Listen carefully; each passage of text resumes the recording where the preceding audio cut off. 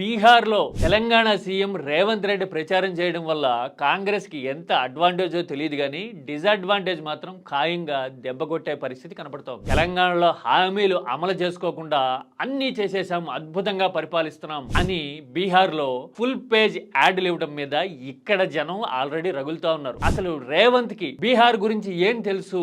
బీహార్ వాళ్ళు కూలి పనులు చేసుకుంటారు అని అడ్డగోలుగా మాట్లాడి ఇప్పుడు ఇక్కడ ప్రచారం చేయడానికి ఎలా వస్తారు అని ప్రశాంత్ కిషోర్ లాంటి వాళ్ళు ఓ పక్కన నిలదీస్తా ఉన్నారు. रेवंत रेड्डी का बिहार में क्या औकात है? बिहार के लोगों का डीएनए है मजदूरी करना। ఇంతకు ముందు అసెంబ్లీ ఎన్నికల్లో కాంగ్రెస్ వల్లే ఆర్జేడీ ఓడింది, కాంగ్రెస్ కి అన్ని సీట్లు ఇవ్వకుండా ఉంటే గనక ఆర్జేడీ బహుశా గెలిచుండేదేమో అని దేశవ్యాప్తంగా మాట్లాడుకోవడం మనం చూస్తూ ఉంటాం. ఇలాంటి టైంలో ఒక కాంగ్రెస్ ముఖ్యమంత్రి పనితీరు మీద, ట్రాక్ రికార్డు మీద బీహార్ లో చర్చ జరిగితే గనక మరోసారి కాంగ్రెస్ కి డిసడ్వాంటేజ్ అవుతుందేమో, కాంగ్రెస్ వ్యూహకర్తలు రీవెరిఫై చేసుకోవాల్సిన సిచ్యువేషన్ వచ్చినట్టుగా ఉంది.